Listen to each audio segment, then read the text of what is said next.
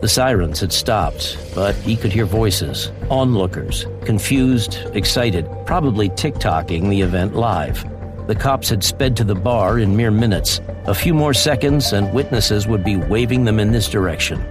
He thought about calling, "It's over," in his calmest, most authoritative voice, but if this was some gangbanger, high on drugs or angry at the world and determined to pass some initiation ritual, the guy might panic and rush out firing.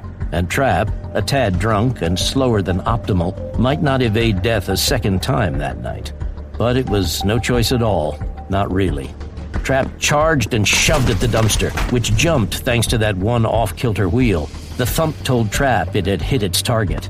Without breaking stride, he leapt around the side and yanked the shooter out with his right hand. Trapp swept his left hand toward the man's trailing arm, which he'd expected to end with a gun. His first mistake. The hand was empty. Instead, the Glock was firmly in the man's left. His eyes bugged wide, but Trapp's attack hadn't disarmed him. The man dropped sharply, weakening Trapp's grip on his coat, then drove hard knuckles into Trapp's wrist, breaking the hold entirely. The gunman dropped and rolled, sprang to his feet, and quickly found his bearings. He just stood there, shoulders back, chin high, the Glock trembling in his outstretched hand. Definitely a hired gun, way out of his depth. "Stay back! I'll shoot!" Trapp held up his hands, keeping his tone even.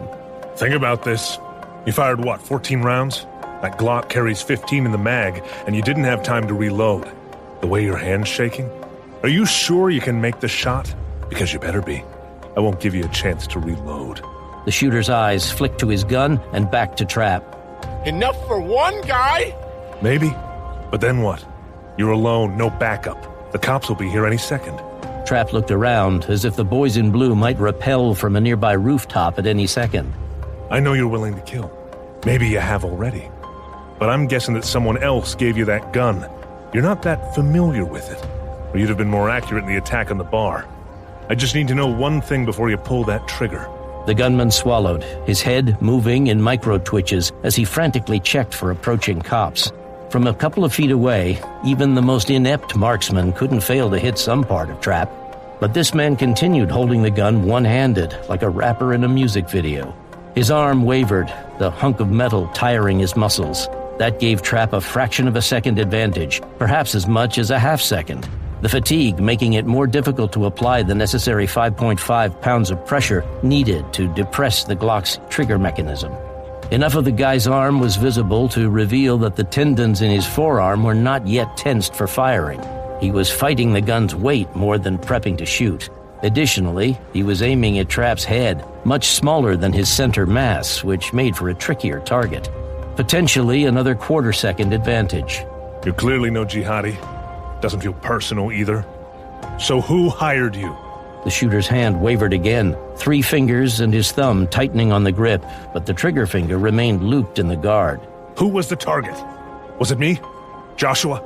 Trapp readied himself to move at the first change in the gun hand's dynamic.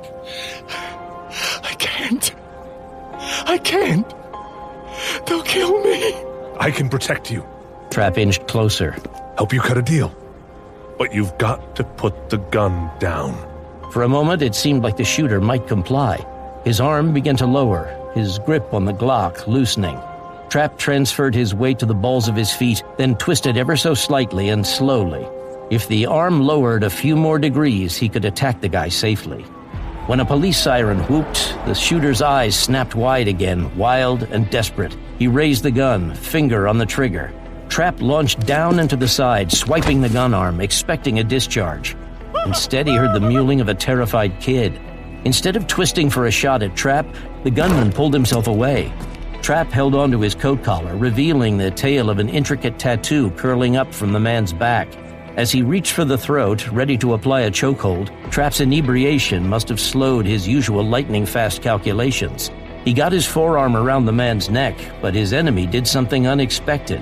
The gunman pressed the barrel to his own chest, holding it in 2 hands for the first time, with both thumbs on the trigger. No doubt about the direction of pressure, and way more than the required 5.5 pounds.